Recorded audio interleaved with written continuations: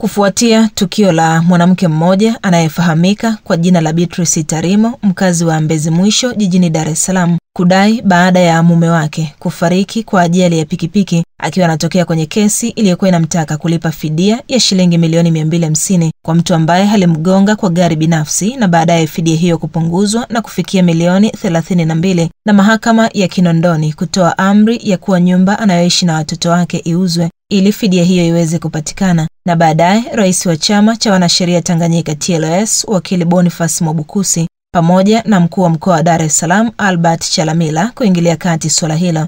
Beatrice amewashukuru viongozi hao kwa kupambania haki yake hadi ikapatikana licha ya kukumbwa na sintofahamu kwa muda mrefu. Ikumbukwe awali Beatrice aliambia Gadi TV kuwa kesi hiyo ilifunguliwa na ndugu Emmanuel Bitungwa akianza kudai fidia hiyo ya shilingi milioni 250 licha ya ndugu huyo kuvunjika mguu, ikiwa ndio jeraha kubwa lililotokana na ajali hiyo. Hii ni Gadi TV. Jina langu ni Aisa Msuya. Kwa majina naitwa Beatrice William Tarimo. Na kila sababu ya kumshukuru Mungu kwa swala langu lilikopo mahakamani ambalo lilikuwa linamhusu mume wangu. Kweli nilipitia changamoto nyingi, ila nawashukuru sana Watanzania wenzangu, vyombo vya habari ikiwemo Gadi TV. Waliweza kunipigania jambo langu. Viongozi waliingilia kati mpaka na chama cha mawakili. Kwa pamoja waliweza kulichukulia jambo kwa kiwango cha hali ya juu sana. Walipambana na mimi hatua ya kwanza mpaka hatua ya mwisho. Tuliweza kwenda mpaka kwa mkuu wa mkoa kweli alisikitika hili jambo.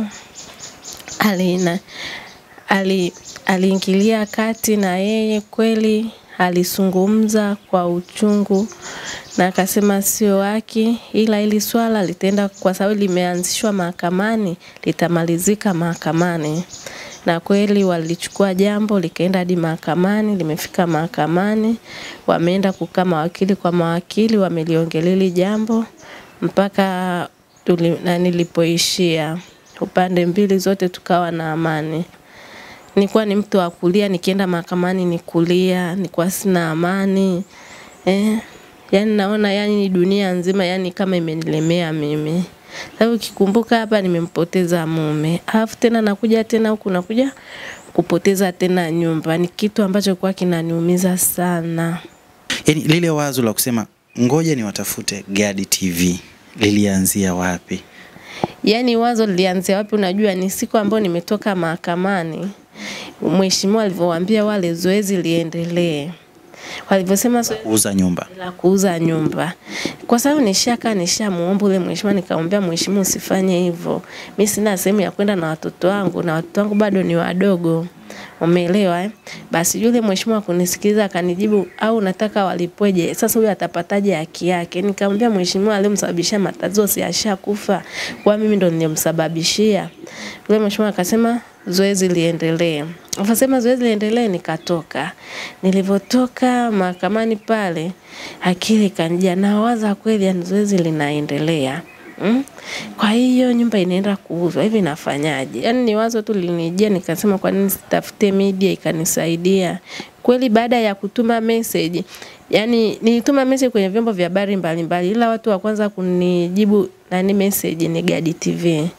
Ndio walionijibu message yangu, tena walinipigia tena nilikuwa barabarani, nikamwambia nikifika nitawacheki. Nikafika nyumbani kweli nikawacheki, akaniambia tutaongea asubuhi.